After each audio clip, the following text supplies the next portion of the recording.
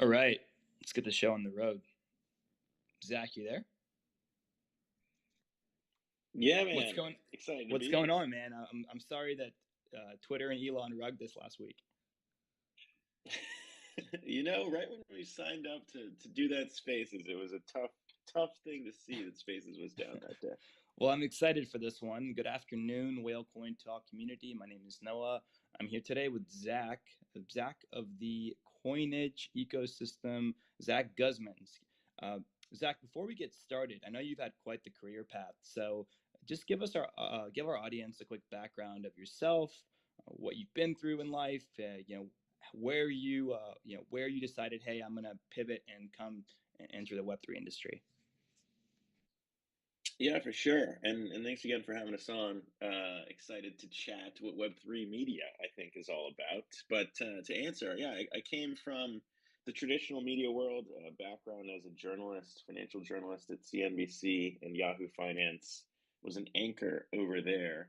Um, After going straight into media, actually, out of school as a Harvard econ grad. So I was excited to cover kind of Wall Street and that world at first, and then I started to notice what was going on in the crypto world and started to focus more and more of my attention over there.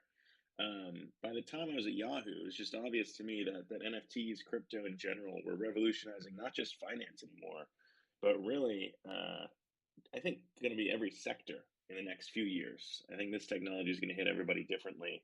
And where I sat in, the media world, I was there in my anchor chair watching all these NFT projects launch and take off, and I realized that it wasn't really just finance anymore. It was going to be that this technology was going to revolutionize everything. And for me in media, I just realized that you could break down the wall between a content creator and their audience by using NFTs to create community, and started to think about what that would look like if we, as viewers, could co own our favorite shows. So, Game of Thrones, not everybody loved that ending. I think a lot of people saw Squid Game and knew that that show was going to blow up around the world. And I started to think about what would it look like if you, as a viewer, could make bets on some of these shows? What if you could own some of these shows before they blew up? And so that's what we tried to do with Coinage. We launched our first season. We're out now. Everyone can watch our stuff at coinage.media or on YouTube. But the idea is we put out content with the idea of, launching this as a community-owned show from the onset. And now we're finally starting to open the door to let our viewers co-own this with us. So it's a bit of an experiment, but I think it's where media is headed in the age of Web3, and I'm excited to kind of pioneer it with Coinage. So outside of co-ownership between the audience and the creator, what are some other ways you see Web3 media disrupting the traditional media space?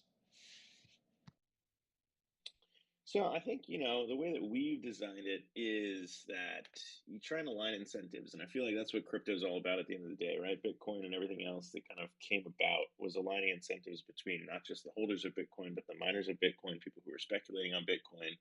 And I think, what Web3 unlocks is that ability when it comes to content, at least with NFTs applied to the media space. And so what we're trying to unlock, not just the ability to come on the show, of course, you can kind of do that with us, but what does that even mean?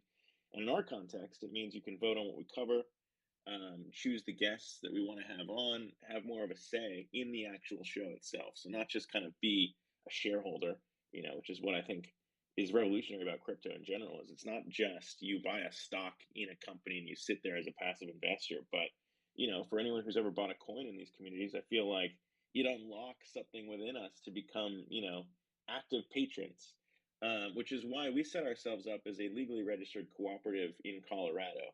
And the reason we did that is because cooperatives have been around for a long time, and it's legal to pay active patrons in a cooperative from the proceeds that a cooperative makes. And so if Coinage puts out good content and we're able to secure partnerships or secure a distribution deal, we can actually give that money back to our NFT holders if they are actively participating in our ecosystem by telling us what to cover, what's a good story. And I feel like crypto is so unique. That's why, I don't know how you guys structure things here at Whalecoin Talk, but it's confusing out there, man. I mean, crypto is tricky to keep up with. And so me in my newsroom back when I was at Yahoo, I was like, I would really love it if I had some help here. And I think what we've constructed here in the early days, right? We've got a few NFT holders now who own this with us, and they're able to propose story ideas episode ideas that we should be out there covering. And we can use our resources to go dig into that, me as a journalist and the rest of our team. So I just think it's a really interesting experiment to kind of, again, break down that wall between show and audience to really create something that's more powerful than it could have been just as me doing a show or just as like anybody else in the space. I feel like it's again going back to aligning incentives to make this kind of something that we all want to see succeed. So you guys drop the NFTs, audience members or folks that are interested in the vision buy the NFTs. With that, they get access to either make decisions about who comes on the show or make other decisions regarding which way the show is going to go. You take those funds and you actually pump them into the show. You use them to do research, use them to bring on people, use them for operations, whatever that might be to grow it.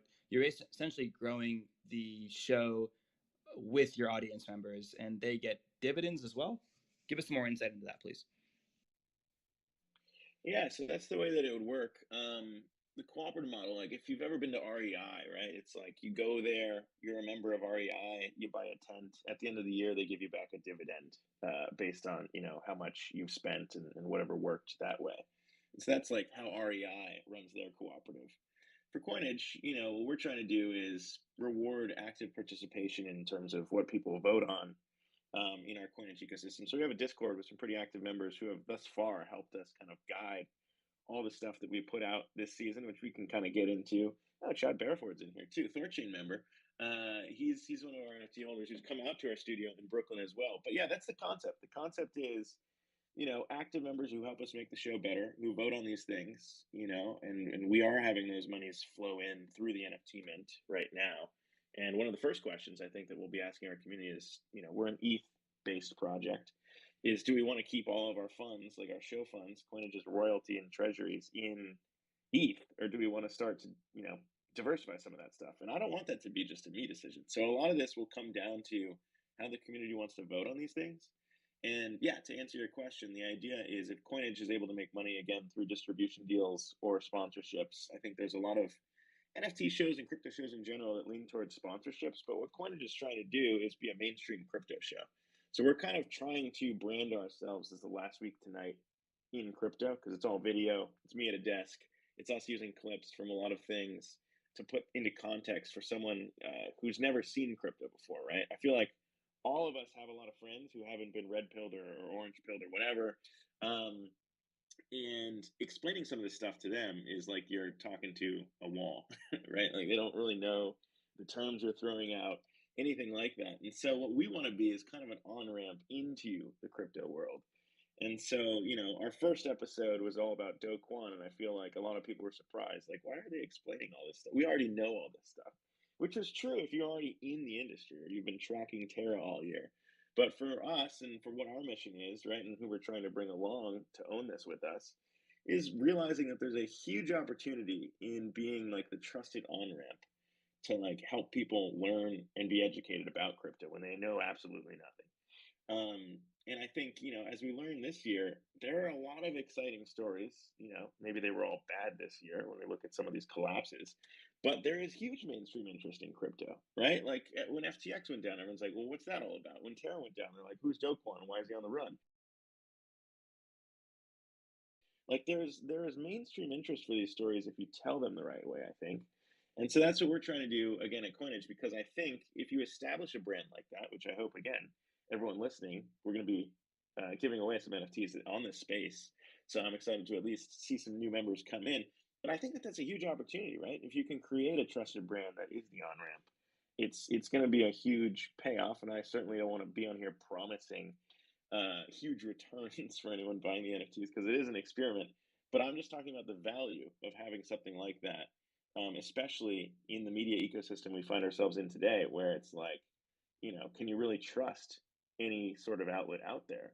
Can we even trust Twitter? We're watching that play out right now. It's like, what happens if you have a community owned media organization like us, where it's not just me saying what I want to say, but it's literally thousands of people decentralized around the world telling us that these are the stories we should be covering. And this is important to dig into. And so I think it's an alternative, right? If you're disappointed with like the media options that have been out there thus far, this is a Web3 way to go about changing it. A couple really important things there. One, you said it's an alternative, and I couldn't agree more. I think a lot of people have this misconception, for example, that Bitcoin and crypto is supposed to replace the old fiat system, and it's actually not. It's supposed to live alongside with it. It's like you have the option. If you want to put your money in a bank, put your money in a bank. If not, if you want to have ownership of your own assets, you can do that as well. So same thing with this. If you like legacy media and traditional media outlets, you're welcome to digest those, but you guys are giving a different spin on things. I wanted to, and I definitely want to jump into the content here in a sec. But another good point you made was about having things broken down in layman's terms. And that's another thing that we do here at Whale Coin Talk, where it's really important to educate the masses. And in order to educate the masses, you need to. Sometimes people are like, "No, why are you asking that question?" Like it's very obvious, like obvious to you, but for most people that are listening, it's not obvious. So as you said, most people don't know the nuances of what happened with FTX. In fact, most people that I talk to in my circles conflate FTX with crypto. I mean, it's so. I think it's really important to have your content, and I'm assuming that's the point of departure you're taking, just based on what you said. Have your content broken down in layman's terms, so that the average person is able to digest it and say, "Hey, I walked away with something." Because in order to educate masses and push mass adoption, you need to be able to relate to the masses and convey things so that people can understand them on a nuts and bolts level. So with that said, I wanted to ask a couple questions about the NFTs, and then I want to jump into content. I know you guys have three different passes: subscriber pass, caucus pass, and a network membership pass. Do you mind explaining the differences between each each three? And also, I'm going to follow up with another question about voting. Do each of those three have a different weight in voting? Uh, do you really want? Actually, no. Let me have you answer that, and then I'll ask my follow up question about governance. Yeah, for sure. Yeah, I mean, this is one of those things that again we've been like trying to build it off of. Certainly, there have been Web3 media projects that came before us, but we've seen some struggles that they've gone through. We've seen some things that we would have wanted to change when it came to governance and structure. Um, and so yeah, so we landed on this model to answer your question. We've got a subscriber pass, a caucus pass, and a network pass, and it's basically just three different tiers. The first one, what we were trying to do around our site. So if you go to coinage.media, you'll notice that a lot of our content is token gated. So you got to have an NFT to watch it. And that is a tough way to start any new brand because who's going to want to pay in the era of Disney or Netflix when they're already paying $5.99 to get some really good professional, Hollywood content? Is anyone going to want to pay to watch something that they've never heard of before, especially if they're new to crypto? So there's a lot to ask, and so we made ours free. Um, to watch our content, you could just mint the subscriber NFT for free. The reason why we did that is I feel like in the era of Web3, knowing your audience's wallet addresses is going to be huge. It's something that gives us a leg up in being crypto native on all the traditional media outlets of the world. Because if we're a crypto show and we're covering all this stuff, I think there's going to be huge value in airdropping some of our audience stuff. And so we wanted to put that option out there in terms of, mint the free NFT and you're a part of the Coinage community. You don't own the show because it's the free tier, but you're in the community. You can join the Discord. You can weigh in on stuff. You can help us plan stuff out, and you can do that. The other paid tiers, so the caucus and network, basically we set those up to have two tiers. The caucus is 0.1 ETH right now for our community members. So anyone who had minted a subscriber NFT, we gave them whitelist access to be the first to be able to co-own the show with us. And there are 9,000 of those. So if you think about it, that whole tier is going to own 50% of Coinage. And then the network tier, which we started as invite only, the co-founder of Netflix actually is one of our network NFT holders. Gabriel Haynes, who's very funny on Twitter, on crypto Twitter, is one of our NFT holders. Those were invite only and kind of put out. And the cool thing about those are if you mint one of those, you actually get the invites to invite the next potential NFT holders network tier. So again, we didn't want to have full control over who's in this community. And I thought if we just had the network B point or network B1 ETH, it would kind of preclude us from finding the right people because that's a higher price. And so basically what we wanted to do is we wanted to give up the power to invite the next people because we don't want people to only think about crypto stories the same way we do. So I want to see who gets invited when we give that control up to just anybody. And so if you mint one of those, then you can invite the next people. And anyone listening, again, if you want to hit us up for an invite code to join at the network tier, Seals is actually on this one. He's someone I never met before, and he just hit us up and said, "Hey, I really want to, I really want to mint this network NFT. I like what you guys are doing." So we gave him an invite code, and now he's one of our most impactful members in the Discord with weighing in, and he came by the Brooklyn studio. So it's a really cool way to just meet new members to co-own this with us. So that's kind of the structure, and the way that we do it on voting is kind of a it's kind of similar to Congress, I guess. We've got two tiers. Kind of the caucus is kind of the House, the network's kind of the Senate. Both have 50% voting rights. But again, there's only 1,000 network NFT holders, so that's more expensive because essentially you have more impact in what we do that way because your vote is in a pool of 1,000 people rather than a pool of 9,000 caucus NFT holders. So that's kind of the way that we split it up. But again, both tiers get equal dividends when they come back to NFT holders. So 50% will go back to the caucus and 50% will go back to the network tier holders. So that's kind of the way that we've divvied it up to make sure that everyone feels included, right? But I think that having two price points allows people to join at two different tiers, but also lets us weigh them equally, right? 50-50 across the two. And so that's kind of like the structure of how it all works. And I'm excited too, because on this spaces, again, I'll just pump it one more time before we close the raffle and start picking winners. But that is pinned to the spaces because we really do want to give out caucus NFTs mostly to people who understand the space, who want to see content, long form content made in the space, and enjoy the upside if we do this well. So I'm excited these are the first raffles we're doing here now on Whalecoin Talk, and I'm excited to partner with you to give your listeners first access to this.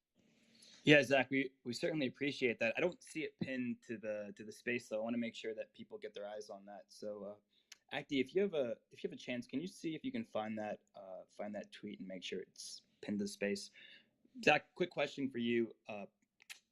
As far as the network membership passes go, what are some ways that you guys are preventing people from abusing the referral program? So let's say, for example, I mint a network, you invite me to mint a network membership pass, and then I just kind of loop that to each one of my other addresses, and I end up owning like 100 network membership passes. Yeah, so that's something we thought of as well. When we set all this up, this was still back in the spring. So this was still kind of bull market territory, pre-Terra collapse, when we were kind of orchestrating and putting together the plans for all of this. And we were extremely worried about that, actually, because it was like, well, if we put this out there, that's kind of why we did it invite only, right? Is because we didn't want to just have one person mint them all, first of all. Even though it's one ETH, it would be like 1,000 ETH to mint the whole thing and control that whole tier, which is why we put the invites in. But you're right. Just doing invites doesn't stop someone from just kind of sending them an infinite loop of invites. So we added in IP controls as well in terms of only having one invite code be linked to one IP address. It's also linked through email for that tier. So you'd have to confirm that you get an invite code. That invite code only goes to one email address and one IP address, and so both of those are checked. So even if someone wanted to create kind of a bot, it would basically be blocked by our system. Which again, I think that's the right question. There's a lot of these. We've seen enough exploits in like all these NFT launches, and maybe fewer in the bear market. But I thought it was still important to kind of check that off. But the cool thing about it too is that you're not guaranteed invites, which is interesting. You basically are invited to play a game theory game, which is what we set up. So we've seen this play out. Again, the co-founder of Netflix did this. Chad, who was on the space, did this. It's anyone who's invited to mint. You're basically paired randomly, anonymously, with another person in the Coinage community. And you're asked, do you want to trust this person? And it's kind of our twist on game theory because everyone in crypto understands game theory, right? We all have the 3-3, or if everyone remembers that whole project. So yeah, you're asked, do you want to trust this random person? And if you select trust and they select trust, it's kind of like a prisoner's dilemma game. You both earn more invites than if you both select don't trust. And so it's a random game theory game, prisoner's dilemma, to try and recruit as many people who are willing to trust complete strangers in our ecosystem. And we just thought that was kind of like a cool twist on like, all right, are we optimizing for trust in a world where you're meant to trust no one? Can we actually create a group of strangers who have different agendas, different projects they want to shill? Can we come together under the Coinage brand to create something where it's not just dedicated to pumping our bags, but it's dedicated to trusting each other, building that mutual trust, and saying, look, we're going to be a project that wants to just tell objective facts. Maybe I don't disagree. Maybe I don't agree with you that Polygon's the best way to scale. Maybe I'm a Solana guy. But I think, if you establish that baseline trust where, oh, I got an invite and I got paired with this random person and we both trusted each other and we both earned more invites because we worked together, then that, like at the very beginning, creates that culture of, all right, maybe this person's not trying to stab me in the back. And so that's kind of why we set that up that way. But yeah, so far we haven't seen anyone run away with those games. There are certain ways you could play it if you really wanted to, like if you wanted to set up a whole separate burner email account and move to a different device. But so far, by keeping it invite only, we've been able to attract, I think, really, really strong members of trust thus far. And Zach, of the 1,000 max supply, how many have been minted so far? Yeah, so we made the decision to kind of not focus on the mint in season one because again, we had this idea of episodes that we wanted to get out, and I think if anyone watched them, of course, we were the first one to get the Do Kwon interview after the Terra collapse. And that was kind of the first one that put us on the map. And again, for that one, we had a free subscriber NFT tier that if you wanted to watch it first, our episodes come out first on Coinage.media, you could mint the free pass, which is not invite only, obviously. And we had about 5,000 people mint that in the first week, which is really cool to see. And then, of course, our episodes moved to YouTube afterwards. And that one got I think 70,000 views in the first week as well. So I mean, it was cool to see that work that way. The network NFT tier we haven't really pushed so hard because it's invite only. We've been letting that slowly trickle and seeing that go through. So on that tier we have about 50 mints with no advertising, no word of mouth. It's basically just word of mouth actually since we launched. And yeah, and this is the first time no, this is kind of the first spaces we're sharing this alpha leak, which is, I think, kind of cool because we haven't really announced the cooperative structure of this until this week when we first dropped. We've been trying to kind of make it quiet because we wanted the first access to just be the people that we either interacted with before by having them mint our NFT, our free tier, or people who have followed us or signed up for the pre-mints. It's very early, so we haven't really told anyone what these NFTs are even all about. It's mostly been me hitting up my personal network first to just see hey, people who are in media, really smart people in media, or Web3 founders I know in crypto, like Chad here from ThorChain, or Live Peer, we have them involved as well. Mostly just the cool projects, just to see hey, does this make sense? And we've been working through the model, and I didn't really want to push it until we were confident that we knew it worked. And we had a lot to put in place in season one. And so now, after having done a full season, we have basically a pilot season. We have a brand, we have a mission, and now is the time where we're saying, all right, we're comfortable enough to where if we ask someone for 1 ETH, I don't know, it's kind of anti NFT project to say hey, we want to build something first and then ask for your money, rather than give us your money on an idea and we will see what happens. Which I respect, I even participated in those. Constitution DAO, it was give us the money, we'll go buy a constitution. All right, what are the odds? I don't know, but I did it. You threw your money and you see what happens. With Coinage, it's kind of okay, can I really promise anything? I don't necessarily feel comfortable doing that unless I know that there's a chance that this will succeed. And so, with this, that's why we've structured it, is because, we wanted to see what we could do as a team first. And now we're confident with that. We want to open this up to everybody, let them co-own it with us. And now that's finally where we're at. So this is kind of the stage. Well, I think that folks that have been in this space, Zach, for a long time, especially through the last bull run, and have seen the way a lot of NFT projects operate, can really appreciate the point of departure that you guys have taken with actually building something before you do an NFT drop, offering people free access to it, showing that you provide value, that you put out good content, and then saying, hey, this is our starting point. This is our vision. If you want to be a part of it, well, we have two different tiers: a caucus membership pass of 0.1 ETH and a network membership pass at 1 ETH. I mean, those aren't insane prices, right? They're certainly within a lot of people's budget. Come be a part of our ecosystem. So I mean, I have a lot of respect for that, and I think that a lot of our audience members have respect for that. One more, I promise, one more question before we get into the content about the governance and the voting. You did mention that you're going to let NFT holders vote on where or what assets you're keeping your reserves in. Is playing devil's advocate here for a second, is that something are you comfortable letting people that might not be super savvy on what assets are best to hold allocate the bulk of the reserves to, let's say, a Doge coin or a meme coin, just because that's all the hype at the moment? Yeah, it's a really good question, and I feel like it's one that I, covering this from like a suit. I was a suit once at Yahoo Finance as an anchor, right? I never really wore the suit, not the tie, but I wore the jacket.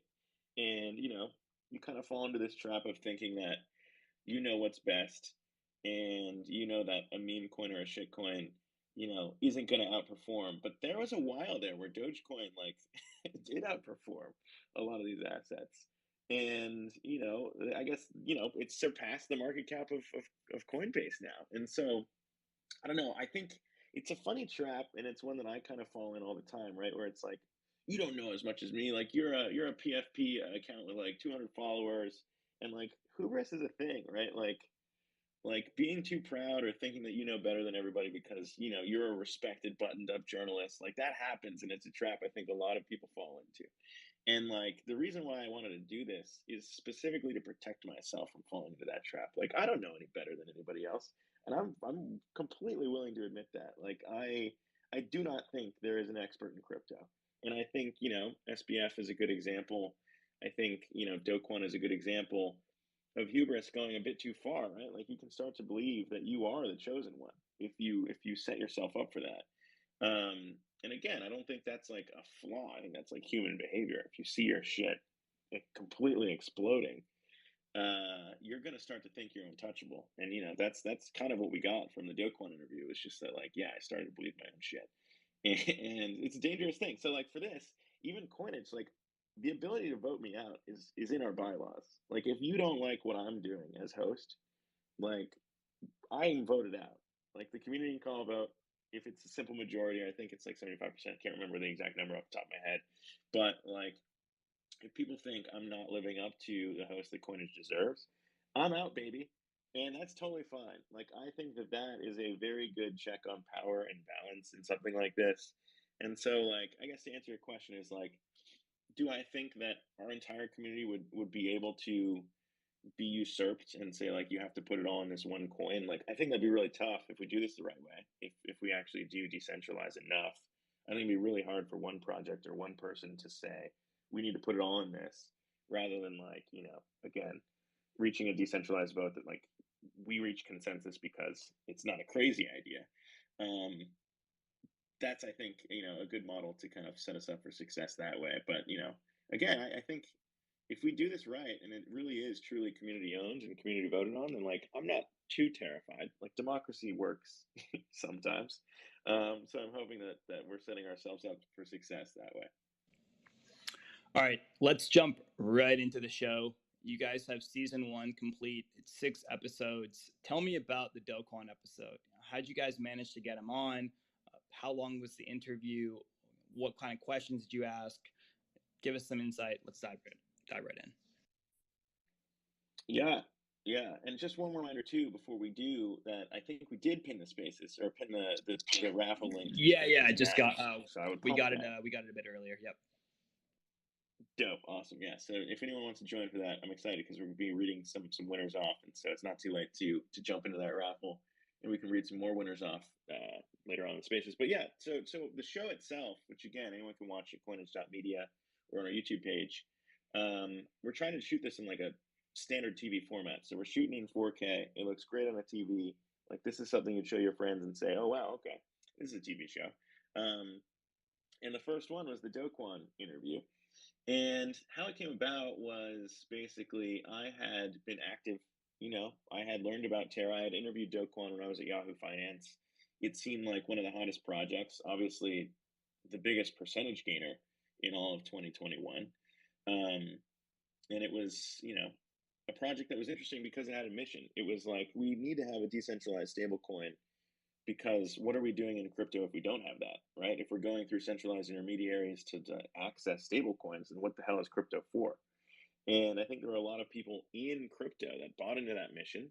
We just had Eric Voorhees on the space, one of the people who brought down SBF, debated him. He was a huge UST proponent. And that was the first time that I was like, okay, this is a mission and this is an economic mission. Like we need a decentralized stablecoin. So to me, it was appealing. And of course, I always disclosed that I had put some money in Terra.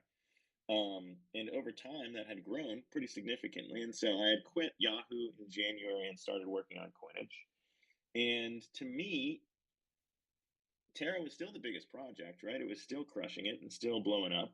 It was a top 10 crypto project now at that point. But the more I looked into it and the more I talked to people about it, I realized there was a flaw. And it was the same flaw that hits any financial currency, the ability for someone to come in and start pressuring its peg. And we've seen that in traditional currencies as well. George Soros coming after the pound, right? That was something that happened in history, and he had enough money to pressure the peg, and it collapsed. And eventually, that currency came under distress, and central banks had to step in. In crypto, though, there is no central bank, and so Do Kwon was opening himself up to an attack. And I think if you watch our interview, it was an attack that he was fully aware of. Um, and so in about May, the beginning of May, so this is pre-Terra collapse, I had already begun discussing this with some people who were experts in traditional currencies, and they were like, that thing's going to collapse. He's like, look, it's going to collapse. I'm telling you that that's the way that these things go. And so I was like, all right, well, I already have a relationship with Do Kwon, right? I've interviewed him before. Also, as we disclosed, we wanted to raise money to launch Coinage. So Trustless Media is a Web3 media incubator, and Terraform Labs was one of the people who threw money into Trustless Media. And so we disclosed that relationship, but at the end of the day, it was the fact that I had interviewed Do Kwon before and I had used Terra before.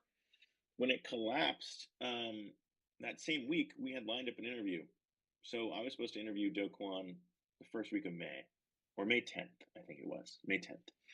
And that was just because I was like, hey man, I have some questions about the project. These have been raised by a few people. I would like to discuss some of these things.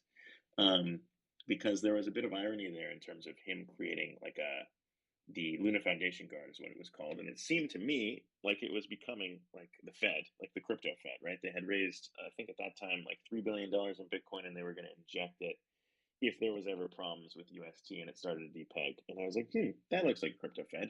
We should probably talk about that.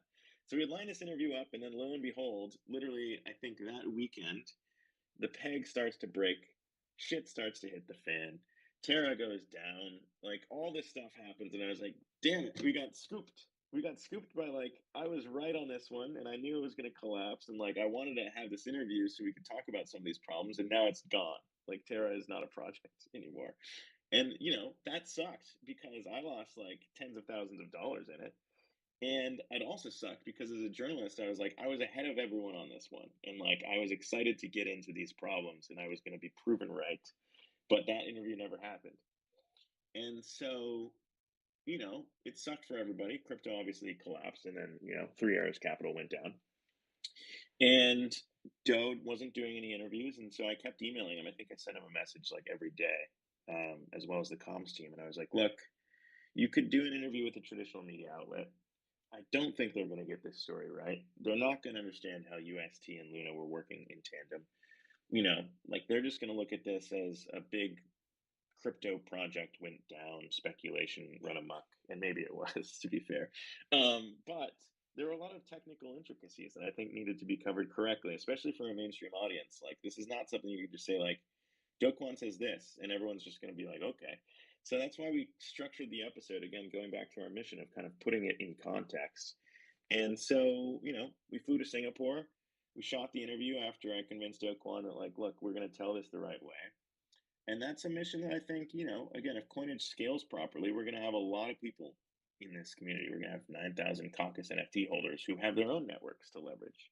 Not just my relationships anymore, right? Because I knew Do Kwon through interviews before and everything else, but 9,000 people who would be able to say, I actually know that guy. And this has kind of happened already, which is really exciting. A few of our members have been like, oh, the co-founder of Tornado Cash got arrested. I know a few people attached to that project.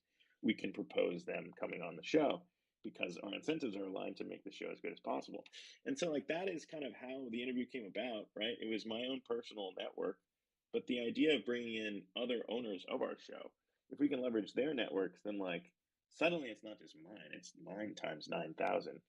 And so I think, the Do Kwon example was a very good one to show like what Coinage can be if it was just me as a standalone journalist, right? There are plenty of great crypto journalists in the space.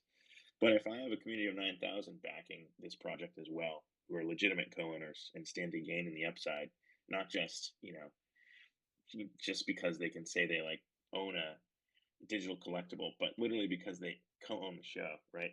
Through the cooperative and stand to make money if it does well. Like that to me is a powerful thing. And I think that, this is what we did in season one, just as a group of 5 people. Then I think, next year with a community of 9,000, we can do a lot more like Do Kwon.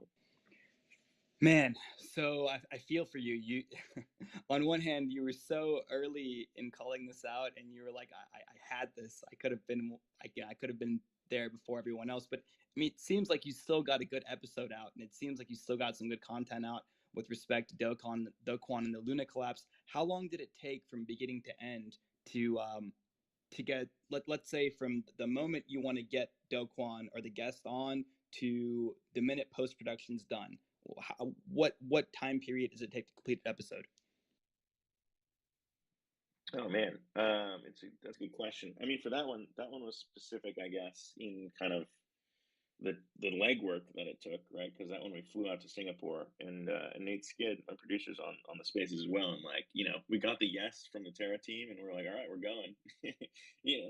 His passport hadn't even been renewed, so we had to figure that out. And we just dropped everything and flew out there to Singapore. So that was like, I don't know. I think between the yes and us flying out was like maybe a 3-day turnaround. It was pretty quick. And yeah, and so we lined up some freelancers out there. We hit the ground and was like, all right, we're gonna do this. And we shot it in the Terra office over there. And I've never been to Asia at all. Never been to Singapore, so I wanted to stay and stick around and kick it. And I was like, damn, we gotta get this shit out. Like we're gonna get scooped. And like I had heard at the time that there were a lot of other people chasing Joe, and like those interviews were gonna happen. So I was like, God damn it, no time to enjoy Singapore. So we flew back. Like I think we were only there for like a couple days. Flew back, edited this one, and tried to turn it around as quickly as possible so we didn't get scooped right again. Um, and it took us like maybe a week turnaround time, maybe a couple weeks, because we wanted to script everything out and make sure it was all good. We had to fact check everything that he was saying, right? And like make sure that we weren't including things that were clearly false, which there were a few things that like we cut out. And we shot for 2 days. It was like I guess 3 hours, 4 hours of total footage that we got over like 3 days, right? It was a sit down and then another sit down. And we only put out a 30-minute episode and then followed it with an hour. But there's still footage that we didn't use because it's like that's not true, right? And like half of journalism, I think things that get overlooked in journalism, quote unquote journalism, versus like YouTube shows or just people kind of podcasts. It's like I'm sure there's everything that goes on, but like people don't see what you don't include in a piece, right? And there were a lot of things that we didn't include because it just wasn't factual, and it would have been harmful to the viewers if we did. So like those are things that we had to take our time doing. Um, and so yeah, so there were a bunch of 3 a.m. nights. We edited it. I slept on the floor. It was the first thing we uploaded to our site, which was brand new. I didn't know if it was going to work. There was an export issue at one point. I didn't sleep, and then I went on CoinDesk the next day and did an interview there. And so it was like 48 hours, I think, that I didn't sleep. It was like a few all-nighters pulled by us and the team to get it out. So there's a lot of work, and luckily we can say that we've gotten our production a bit more streamlined now. And so we're not doing all-nighters or pulling those anymore. But, that was such an important story that we wanted to make sure we got it out before we got scooped again. I think that podcast style interviews, like open format, long format, unedited ways of getting information, is kind of the way people are starting to digest news and learn about things. I prefer it than listening to like a bias 30-minute news segment. However, I mean, not that anything is wrong with 30-minute segments. Obviously, you guys are trying to keep these so far at a little bit under 30 minutes, and for the sake of retaining your audience and keeping people engaged, people have short attention spans, I can see why you're doing it. At any point, are you thinking about doing long format podcast style interviews that span 2 to 3 hours? Yeah, so I think you're absolutely right. Like, I'm not a huge podcast guy. It's just something I've never been into, but like a lot of people love it, and a lot of people in the crypto space, like what is Lex's podcast go like 4 hours or something? I think.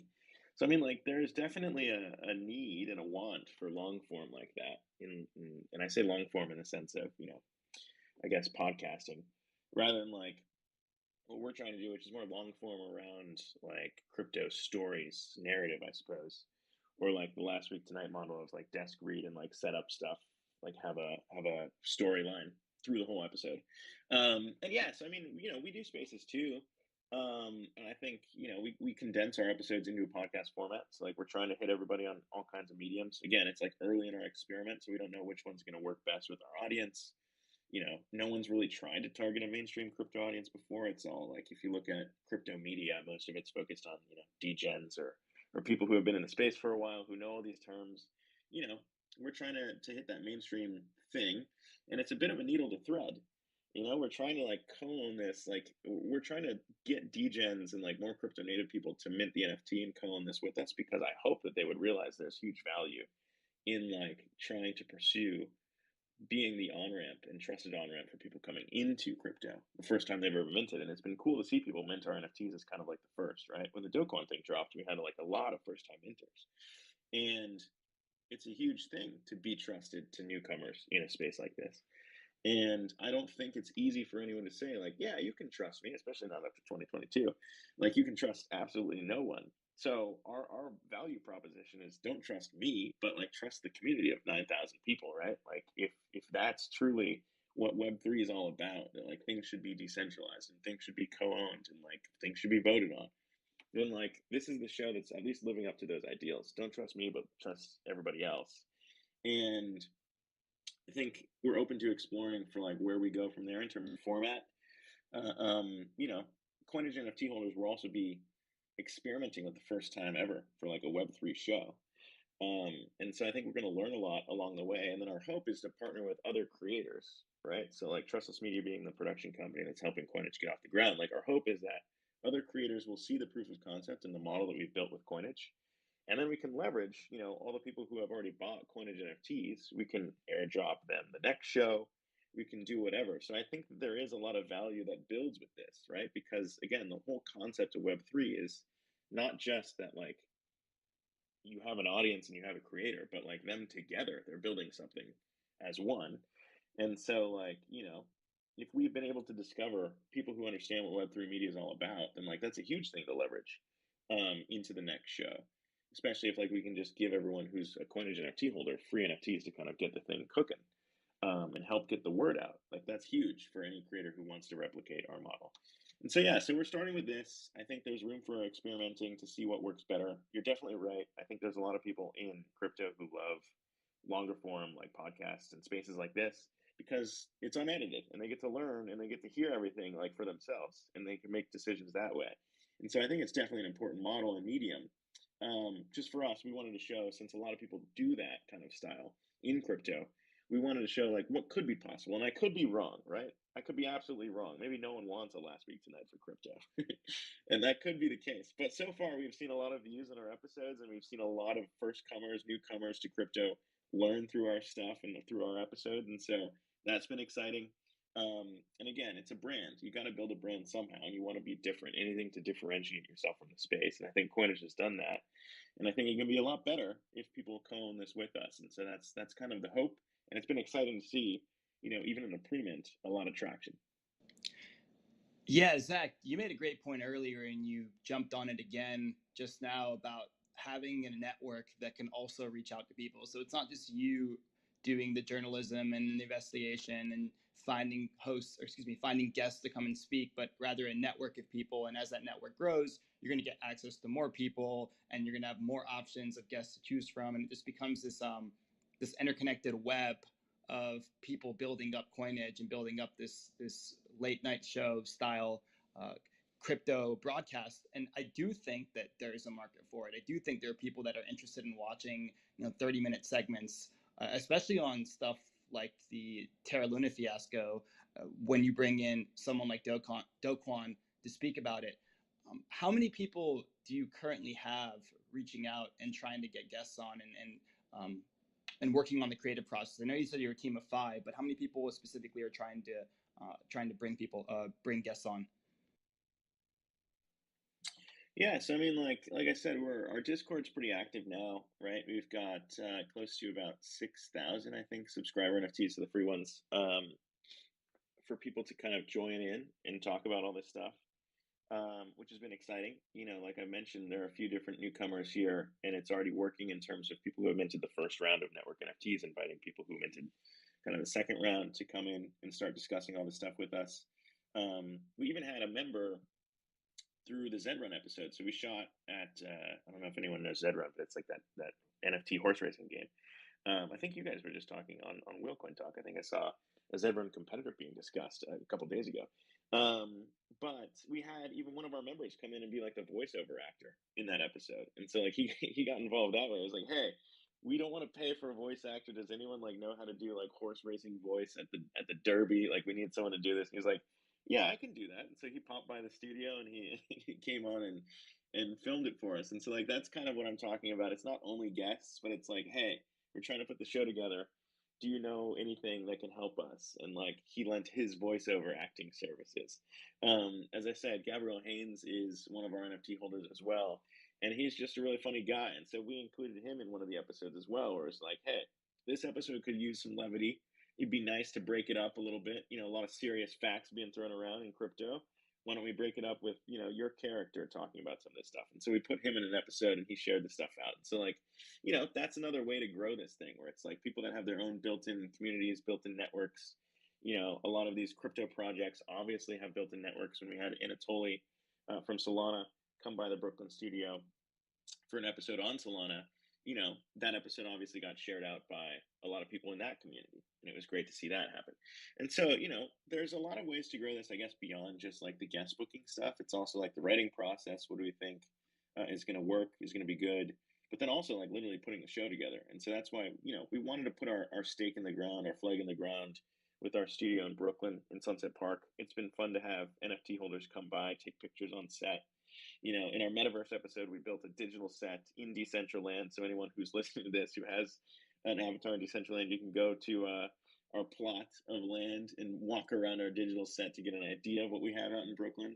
But yeah, man, I mean, no one's ever done this before. Again, it's a weird experiment, but we're having so much fun with the people who have jumped in the Discord. And we are, open to, again, any ideas. I think that's kind of the best part of this is like, look, we don't know how this is going to, we don't know what to do, but we want to build this with you. And so it's been really cool to see people pop in the Discord and be like, yo, I got this idea. We should do this. And we're playing around with all those. And so, yeah, so it's again, part of the thing is just like bringing in people who want to do it. And that's why I'm excited for the raffle today, which, whenever you say go, we can start reading some names off, because it's just like bringing in the most creative thinkers, I think, is what's going to make this a success. And that's what season 1 was all about, was just kind of putting the Coinage brand out there. And now that it's out there, we're basically saying, come own this with us. We laid the groundwork. And it's been exciting to see people step up and say, all right, I'm in. I want to do this. Fantastic. Okay, Zach. So on that note, as you mentioned, let's pause here. Let's do some giveaways. By the way, audience members, if you haven't noticed, Coinage is doing a Caucus membership pass NFT giveaway. Just hit that link that we've pinned to the space. Make sure to follow the directions, and you might have a chance at winning you will have a chance at winning a NFT. Yeah, and to echo that too, I mean, we were talking about like raffling more stuff off, and I love what you guys are doing. I love the people who listen to the show as well. So I think, even after these, we can talk about doing some more giveaways. We've been using Gleam, right? And it's the tool that we use. But I think we'll want to open this up more. And so we can talk about that after the show as well. But this is what we got to do right now. We got one read. I can read one off from our Gleam, which y'all have been retweeting and hopefully people have been entering. But the first winner today, Kochan410. You can DM us and we'll hook you up with your free Caucus NFT. You can send that to a wallet address that you have from Japan, I'm told, Noah. So this is a global giveaway is what we have going on here today. Right on. Congrats, Coach Chan. So another thing I noticed, Zach, is that for the Do Kwon episode, you actually did a big write up too, right? Into the story, day 1, day 2, day 3, day 4. So if people are interested in reading about the creative process and exactly what went on behind the scenes, you can go ahead and click on the episode and scroll down and see all the, or rather see the full story.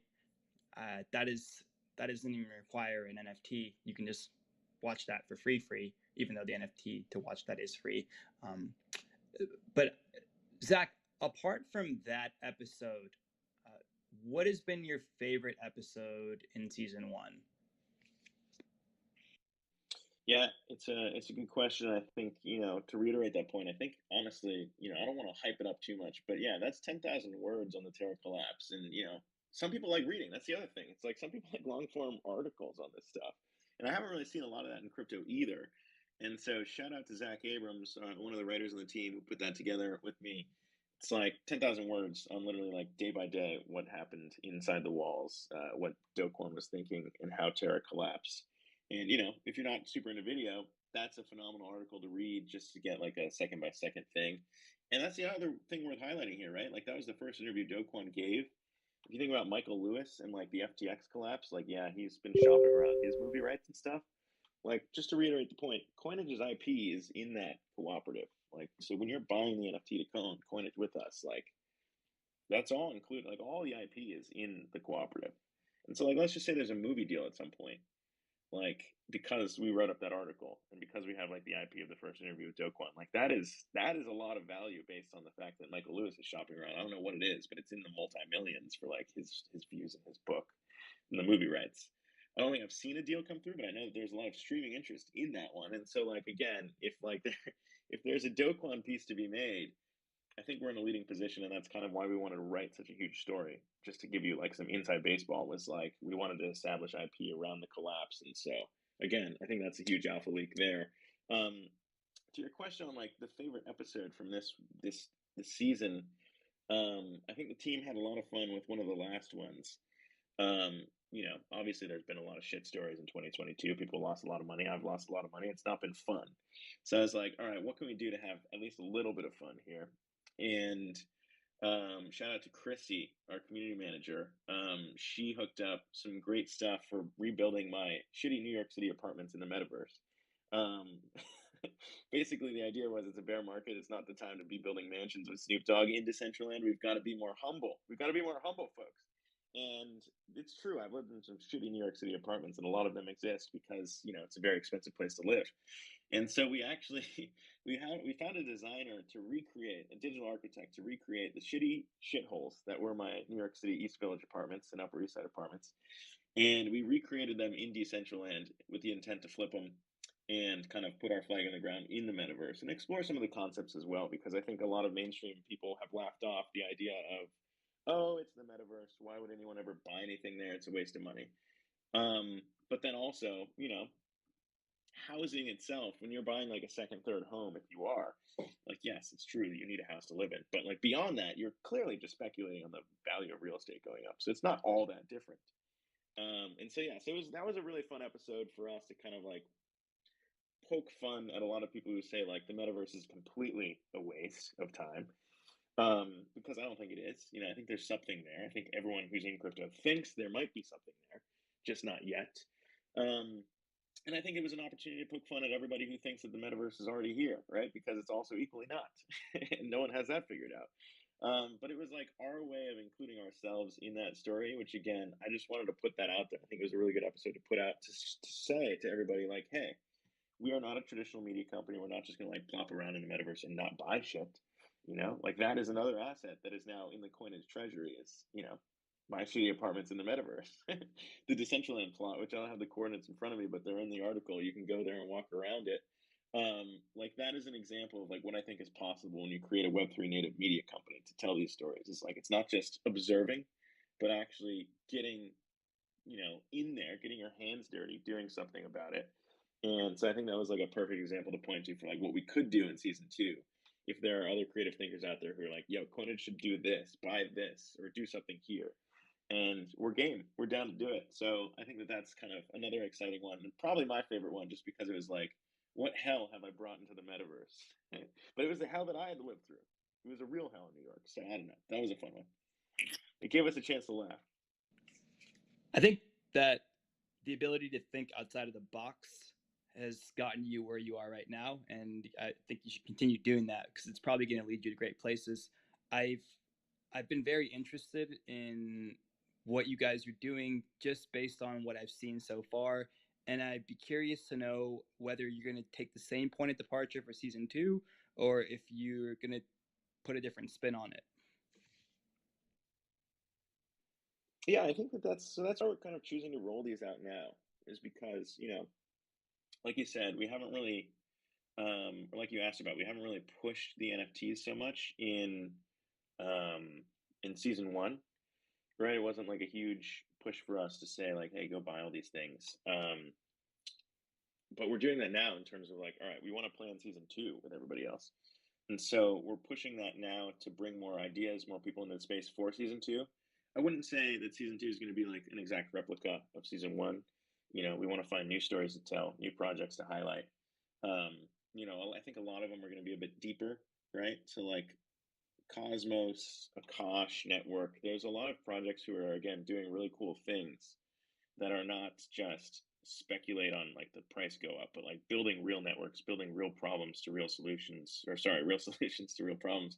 Like Akash is a great example, right? Like a Web3 decentralized cloud compute network that is challenging AWS, right? And it's an important question to highlight because if crypto is all about decentralization and every project is using the same cloud network and AWS controls, I don't know, some absurd percentage of the internet, like that's a problem. And explaining some of those solutions in a way that like everyone can understand them, I think is going to be again a huge value prop for not just those projects, but for people looking to get into crypto, right? And trying to figure out what is this all about. We've done a little bit of extras as far as like digital extras. Chad Bareford, as I said, super. I have a lot of respect for like what they're doing at Thorchain. We like talked to him in a side conversation. There's a lot of things like that we were using as kind of like testing to see if the audience responds. Is it worth like a full episode explaining like why decentralized exchanges are needed, what they're working on? Like a lot of things like that, I think are important for season two. But again, we really can't do it unless we have people who want to build alongside us and pitch their own ideas to figure out which ones are best. And so, yeah, that's kind of the difference. I mean, like we're not locked in anything for season one versus season two. Want to give everyone a chance to weigh in, and so that's why we're excited to have more winners to call out on this space. And then again, for anyone who wants to get involved, to go to coinage.media and put in your email so you can get the notification when the next drop comes, or if there's more raffles to be had. Again, So with that said, let's announce another winner, and then I have a follow-up question, and then I have a few audience members that want to ask questions as well. All right, we got another one here for Nikki Fernando 4 is the Twitter handle there. Nikki Fernando 4, you have won a Coinage Caucus NFT, my friend, and you can hit us up in the DMs as well with your wallet address, and we'll send that over to you. But appreciate that. In this, there were actually a lot of really good entries here. Now, I mean, like we didn't know what to expect on the Gleam, so I appreciate you sharing it out because we had a lot of people pour in to kind of win these things. And I want to give away more than just 2 or 3 on this space, so we want to keep that rolling. But Nikki Fernando, you won the next one here. Yeah, congrats, Nikki. So Zach, when can we expect, and without giving away too much, when can we expect season 2, episode 1? Or are you going to do an episode 0 again, like you did for season 1? Yeah, if there's something that prompts it, I think it would be worth doing an episode 0 again. That was a standalone thing. Like that was before we even had our studio set up. I don't know if anyone noticed, but it's like we shot that in front of a piece of paper. It was a seamless that we had the backdrop. I mean, it all looked good, but it was like we weren't set up yet, and that was because we thought that we needed to get the Dokwan episode out, because a lot of people were having questions about where their money went, what the hell happened. Like we needed to get that out. We couldn't just sit on it. And so we put it out, and I think a lot of people jumped to conclusions that like, oh, Coinage must be like a news network. In fact, like a lot of people didn't want to cover us because they thought we were a competitor. And that's kind of an issue that we've actually been running into regardless, is like, traditional media doesn't want to cover us because we're challenging their model. Like crypto media doesn't want to cover us because they see us as a competitor. Now, Web3 media doesn't really want to cover us because they see us as a competitor. It's like it's really hard to get this off the ground, and so like it's been weird to like pitch ourselves to come on these shows and like hear people say like, "No, you're threatening us." Um, I guess they're not as confident as you know because it's like, yeah, come on, we'll talk about this. And again, we're trying to share the alpha. We're giving away free NFTs here, so like the fact that they've turned us down to like come on and talk about this stuff, I guess, says a lot more about like what they value in terms of bringing value to their listeners compared to you. But I think we want to get season 2 off the ground because again, like in content, the worst thing you can do is not put anything out. Um, but we also want to have NFT holders that are able to weigh in on all this stuff and enjoying the upside. And so we figured now is the time to take a pause. It's Christmas, anyways. Now's the time to buy some NFTs, maybe share it with a loved one if you want to, or just join yourself in what we're trying to build here. And so, like, it seems like a natural break. We'll get back into the content game, early 2022 to start building some more episodes with the community's input. But I think that's going to be the first step is like laying out with our community the ideal, season roadmap, which is what we did before for like what makes sense to highlight, what we want to cover, and then dedicate the resources to dive in on all those. But I think a lot of people have had enough negativity in 2022, right? Like we want to shift back to like what the positives are here and why we're all in crypto and why we think it's important to again focus on the tenets, the fundamentals, like what is actually happening here. And you said it really well. It's like a lot of these things aren't meant to replace shit. They're just alternatives to like go about it a different way, and you can participate if you want to, right? Bitcoin's not going to take down the banking system, at least not overnight. But it's going to be there for you to understand and for you to, I guess, diversify in terms of like protecting yourself away from the old system. And so that's kind of what we want to do in season 2. But it's going to take us bringing some more people in before we feel comfortable like landing on all the episode topics. Yeah, it's definitely bizarre to me that folks from legacy media outlets won't come onto your show or won't collaborate because they think it has to be a zero-sum game. I don't understand why I don't understand why people don't recognize that these two ecosystems, these two worlds can coexist. With that said, or go ahead if you want to respond to that, Zach. Yeah, no, I mean it's that's kind of honestly one of the things that drew me into Web3, right? It's like it's so transparent that you can't block anyone from knowing something about your project, right? It's all out there. Specifically for us, it's like, all the mints are on the chain, so like anyone can see it. Um, so there's no way for us to say like, oh yeah, we don't have this number or that number, right? It's like anyone can observe that stuff. It's also true that like um our bylaws are going to be out there. So it's like, this is how the thing's built. And it's like, I'll just be as honest as possible, tell you exactly what's going on. And like, I don't know, it's weird. It's weird because that ethos doesn't seem there if you do have like a media outlet being like, no, we're competitors and like, we're not going to cover you. Or we're not going to bring value to our listeners by like highlighting the thing. Because it just doesn't seem very Web3. Because I think there's a lot more to be gained around collaboration than not. And like, that happens in crypto all the time. I feel like a lot of people are like, oh, you're not the best scaling solution. Like, I hate you. And it's like, what? Like, what are we trying to do? Because it's like, Solana and Polygon, I guess, too, are very different, like, projects, different solutions to the problem. But like, you're both trying to create like a transparent Web3 thing, right? Like, it's very similar, I guess, and it's like the same thing with like, I guess Bitcoin's in a class of its own, but like even Bitcoin Max is attacking Ethereum. It's like they're doing different things, and like one helps the other. Like more people coming to Bitcoin, like I think anyone listening to this and anyone who's in crypto, like that's the way it works. You like understand what Bitcoin is, and then you're like, oh, what about all these other things? And you're curious, and you go down the line. Like it draws you in, it opens your mind, and then you want to see what else happens. And so, like for us, it's like if we can build a mainstream audience that, like, okay, maybe they don't love podcasts, or maybe they don't love spaces, but like, yeah, I'll watch a show on TV, or like I'll watch something that's like more like Last Week Tonight. If we can bring them into the space, bring them into the tent, like it's a rising tide lifts all boats thing. And I think that gets lost sometimes when people are so kind of myopic and focused on their own project. And that's, one thing that maybe has left me jaded, and maybe it's not true, but just one thing I've noticed recently. Zach, I think if you wanted to follow a trend or go with the same theme as season 1, you would have episode 0 be with Sam Bankman-Fried. Is that someone that you've tried to get on? And if so, do you think it's going to be impossible with him now in custody, or do you think it's something that you can still squeeze out?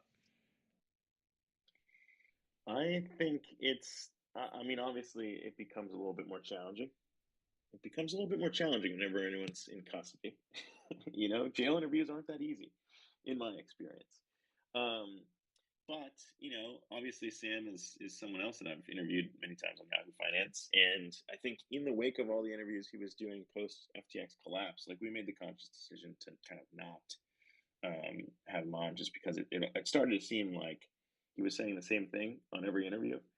And, you don't bring a lot of value to your audience if you have a guest on and they've already said everything on a different show. In general, that's no good. Um, and so we made the decision to kind of hold off on having him on because it didn't really make sense, right? It was like, first of all, you know, there are some lies, just blatant lies being told on some of this stuff. And until like we have more information to go off on, like that interview is going to be way stronger if we have more info. Um, which is again a piece that I haven't really discussed, but like the research element to all this too, right? Like people don't really see for a good interview, and that's kind of interesting as a journalist. It's like most of the good interviews stem from like days before the interview happens. It's like all the research that goes into an interview to like know that someone's gonna like zig this way, and so you have to zag to counter them with a question, or like know to cut them off in real time because they're lying. And like that's an extremely powerful tool that we'll have with the community of 9,000 co-owners as well. Is like we can research all this stuff before, because again, no one's an expert. But if you're in that community, like for Zed Run, right? Like if you've actually used Zed Run or like the horses, like you can weigh in on like what we should ask in an interview. And so that interview is like infinitely better. And so for SBF, I think there were a lot of interviews. I'm not singling anyone out, but like a lot of interviews where like there wasn't enough information or prep because like if you're in those shoes, you're like, yeah, I'll take an interview with SBF for sure. And then you basically just get used in an interview like that. And so that's partially what this model is also protecting against as well. Is like, again, it's impossible for everyone to know anything, but if there's a community that wants to put together research to make the interviews better, I think we're in a much better spot. But I'm not ruling it out, but I'm also not promising it for next year. I do think that after everything that's happened, and like now that he's coming out of jail or potentially being extradited, I think that interview would be way more interesting than like a fifth interview on like the trail of like PR, right? And so like I don't know, that was again a conscious decision on our part to say like, look, if we're only going to get one interview, do we want to use it then? Do we want to be like sloppy fifths, or do we want to be like post jail first? And that's an image for you. I don't really know in the context of that what those things might mean, but I think that post all of this is going down, I think that would be a much stronger interview. So yeah, we'll definitely be exploring that for next year. Um, but it's just so wild. Like these are the stories that connect, and these are the stories that mean a lot when you land them and tell them well. So again, it'll be way better having community members in this with us than like if it was just me alone. And so that's something that I think also weighed on our decision to maybe wait a little bit. But we'll see. We'll see what happens. Obviously, you can't guarantee guest interviews, but you can try and you can put all your effort into them. And so, yeah, that's like where we want to ask our communities, like, where should we put our effort into getting these? What's worth telling? It's so interesting, the dichotomy in point of departures when it comes to doing the Do Kwon interview and doing a potential SBF interview. With the Do Kwon interview, it's like I got to get there quick. I got to report it first, because if I don't report it first, other people are going to start reporting it, and it's my interview is going to lose value. Whereas with the SBF, you're like, well, so many people have already done it, and it's been so sloppy on so many spaces. And I actually want to be patient with this one. I want to be calculated. I want to be calculating. I want to do great research, but it's also one of those things where it's not so important to Hello, be. can you hear me, guys? Hello. I should give me 1 sec. Let me just finish. Let me just finish my thought here.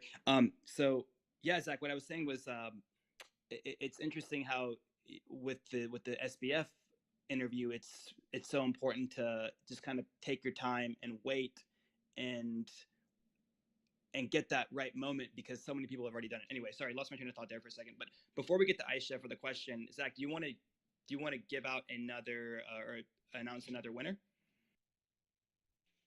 Yeah, for sure. I love doing this. I don't normally get to do this. This is the first spaces we get to give away any NFTs on. So I want to give out one more too. Cherry to Chandra. I think I'm saying that right. Cherry to Chandra is another winner from across the globe in Indonesia, Noah. So this is another global giveaway we have on our hands here. But just signed up a couple days ago on this Gleam Spaces, and a reminder that it's still tweeted or it's still pinned to the space. So we're going to keep giving these out as we lead up to kind of the public mint later on in January. And so, until then, we're going to keep rolling these out, and anyone can continue to sign up to win some of these as well on our road to having 9,000 co-owners of Coinage. So if you don't win on today's basis, don't stop submitting your name to be winning in these raffles. But that's our third winner, Cherry to Tadra, I'm told, actually. Sorry. But DM us, and we'll send it over to your wallet address. Right on. I always say we have a global community here at Whale Coin Talk. Aisha, you're up.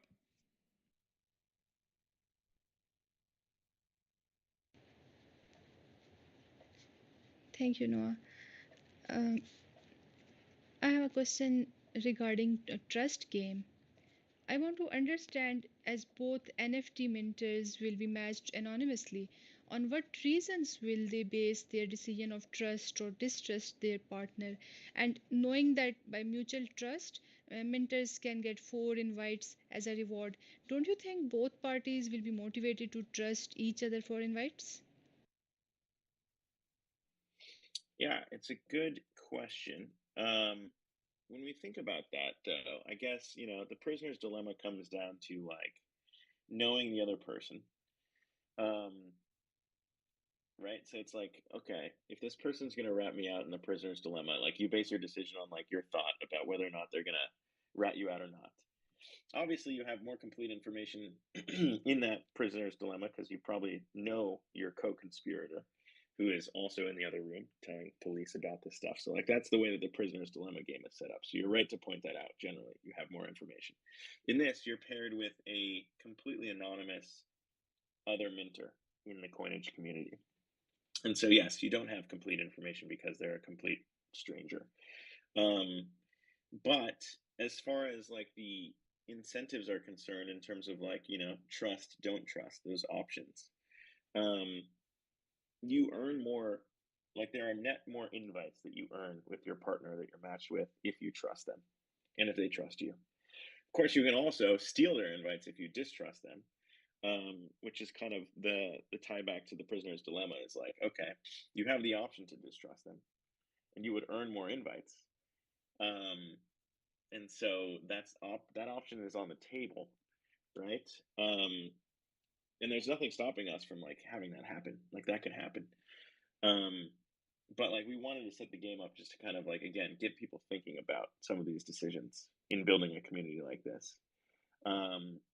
And so far, it's been interesting to watch the data because I think we've only had one person out of 50 minutes actually choose distrust.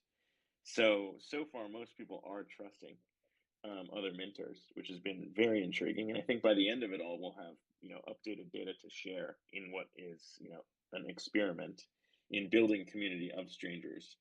But yeah, it's kind of just another one of those games that we basically want to play from the beginning, because if you're coming to this new and you mint and you have those options in front of you, it does make you think. You're like, wait a minute.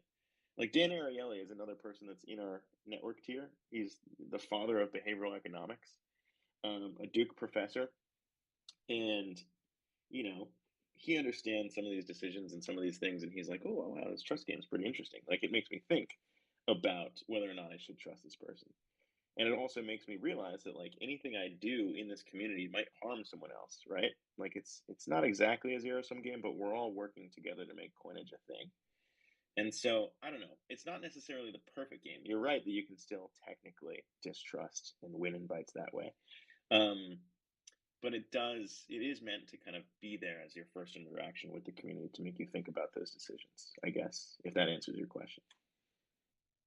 Yeah, it makes me clear now. Thank you. Thank you for answering. Of course. All right, we got Venice next.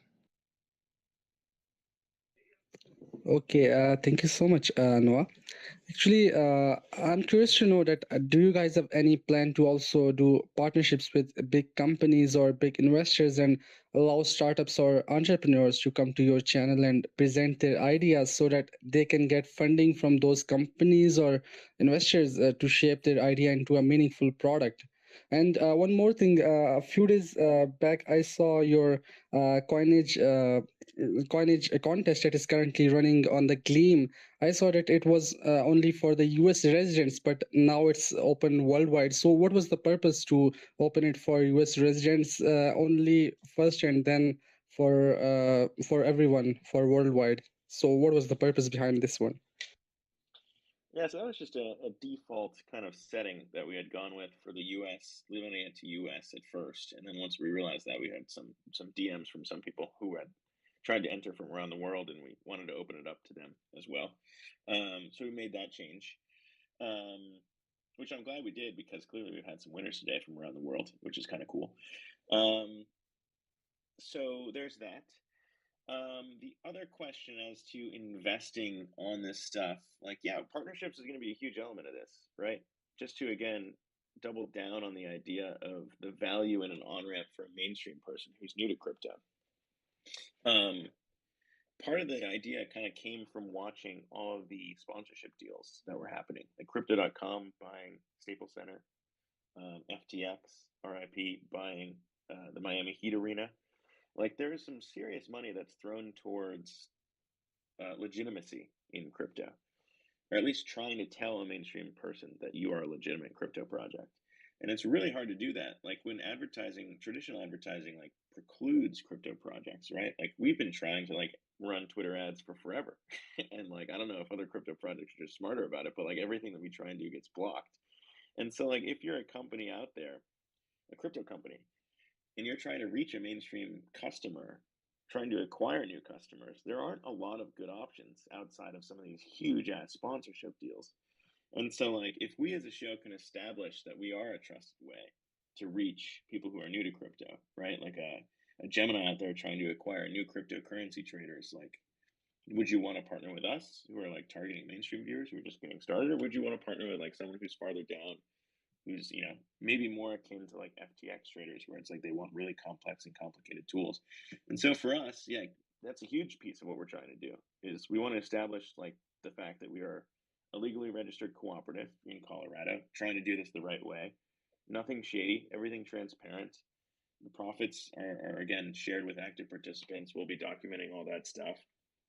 And so I think there's huge value there, and like that's where I'm taking a risk. You know, me personally, like, you know, I had a very good career in traditional media, but I wanted to quit to try this out. Like, I'm putting my name on this, like, as host of Coinage. And I think that might be something that's overlooked in all this in terms of value prop as well. Is like, you know, I have a career in traditional media as a journalist. I'm trying to do the same thing that I've always done, where it's like tell stories honestly. And it's been, you know, maybe new for a lot of people in crypto. For a lot of these spaces, it's interesting to see, like, kind of, you know, submit the questions you want, um, or like pay to play, pay to come on. Like, we've never paid for interviews at Yahoo or CNBC. So yeah, so I mean, I guess that's the thing, is like we want to be the place where people want to come partner with us rather than us seek partners out, and then we can make decisions there. But again, all of the upside for some of those investments would be shared by the community. It's not entirely clear if like we as a cooperative will want to take like investment stakes, if that's what you're asking about, in terms of like paying to acquire percentage of projects, but we can definitely like scoop up NFTs if the Coinage community wants to use some of our community funds to buy an NFT or something like that. Like, we can definitely do that. And so those are things that I think will begin to get pretty interesting farther down the line, as far as where that goes and what the community wants to do. But to answer your question, yes, that's very core to kind of what we're trying to do.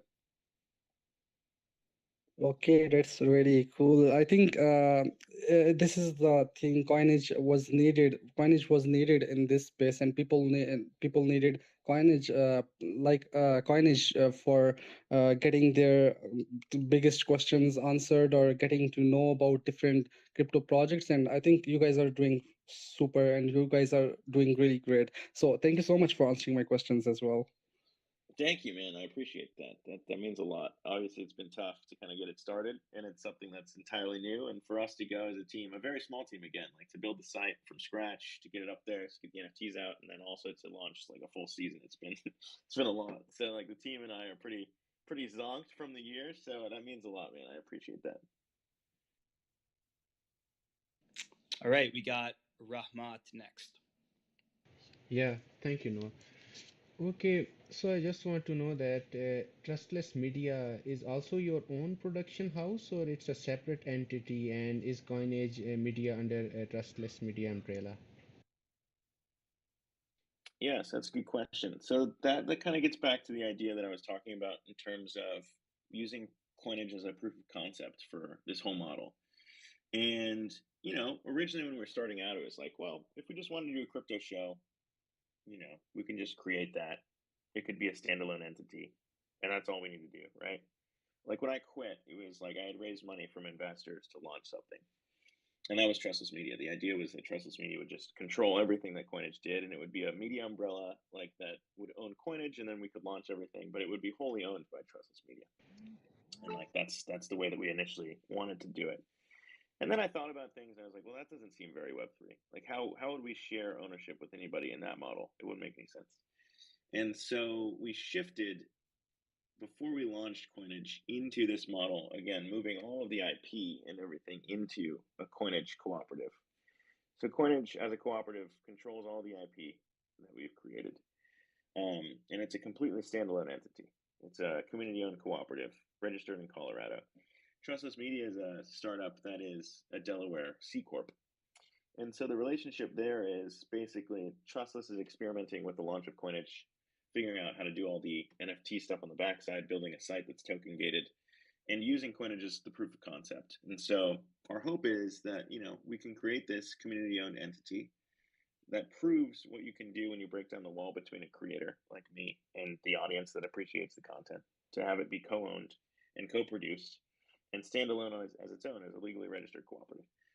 And then from there, Trustless, if it goes well, can pair with other creators and say, look, we did this with Coinage. It's a completely standalone entity that's co-owned by all the NFT holders.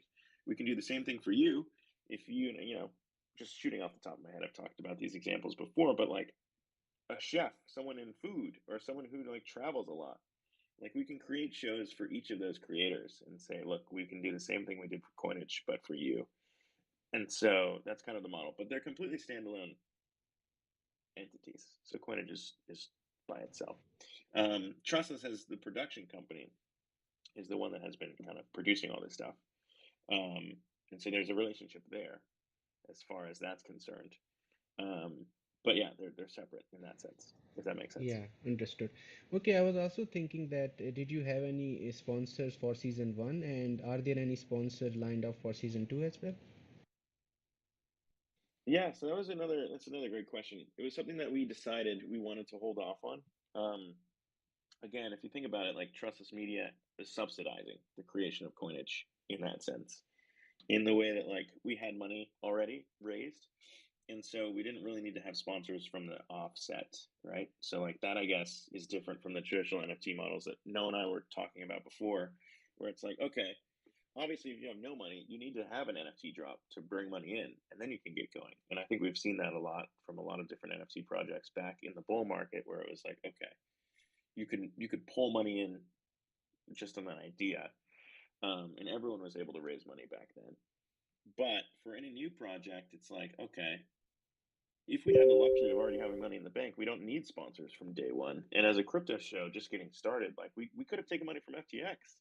And like, what would that have made us look like, right? Like if we were a crypto show that was brand new, taking money from FTX, and then it collapses like the next week, like our whole brand would look like we were tainted. So like we wanted to be careful about sponsorships. I think it's a much safer model to let the community vote on, like, do we want to take this sponsorship, rather than just me making the judgment call of like, yeah, that's fine.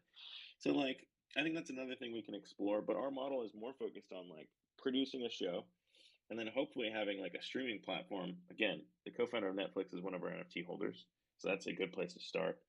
But producing a show that like is trusted, looks really good, shot in 4K, looks good on TV, and then pursuing distribution deals with like a Hulu, a Netflix, an Apple TV.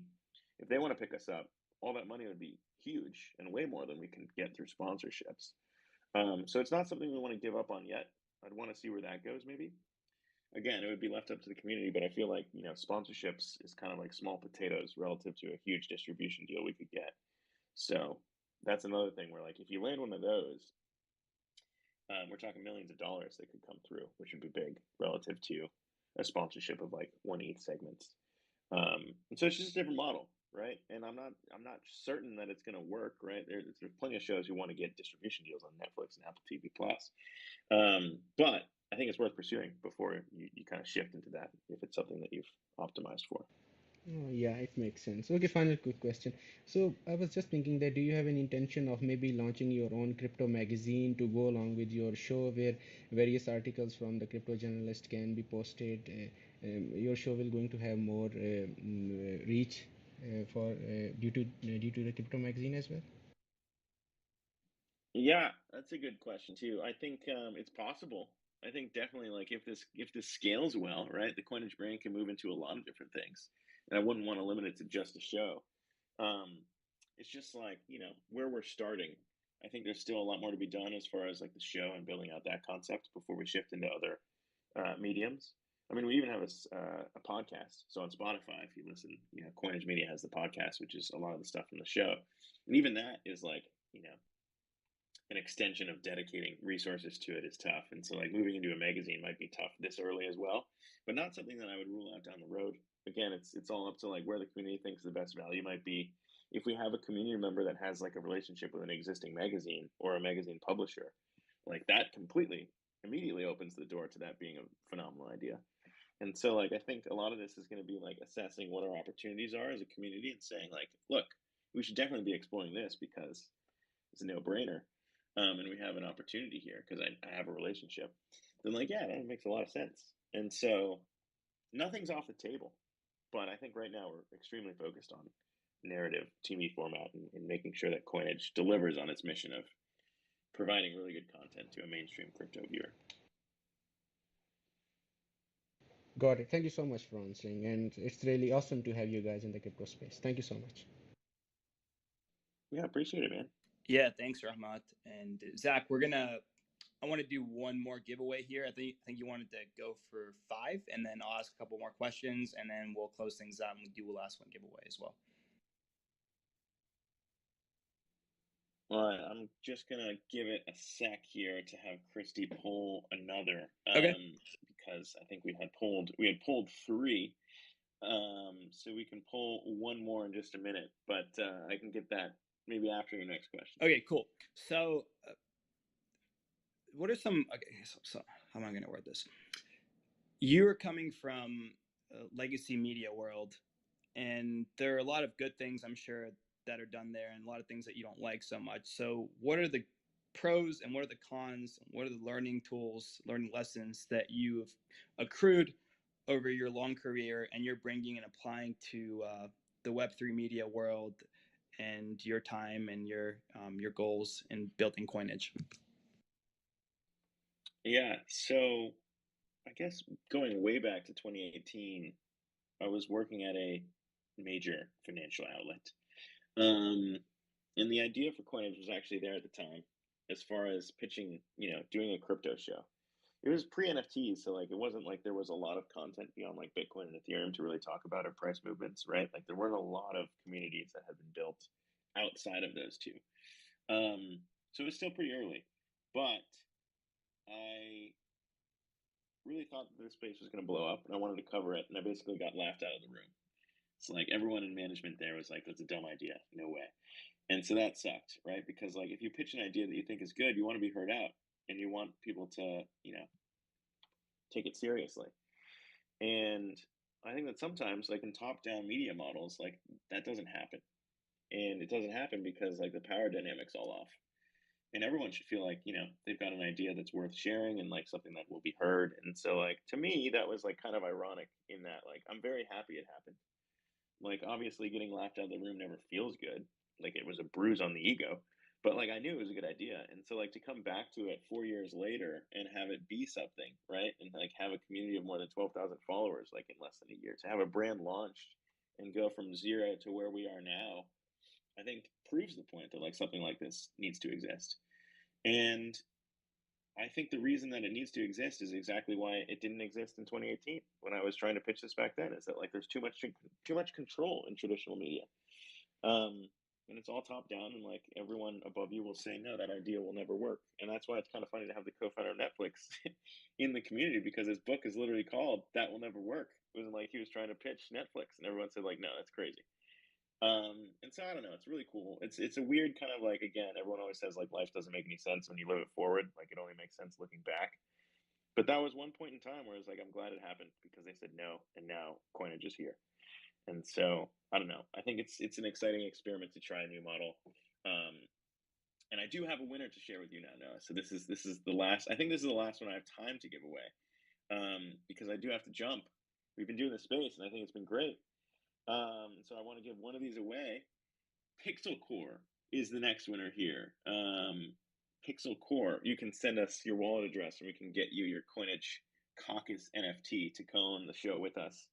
Only the third or fourth. That's fourth now. Fourth giveaway. And I want to remind anybody who didn't win, you can still enter the Gleam link from the Spaces or from Coinage, our Twitter account.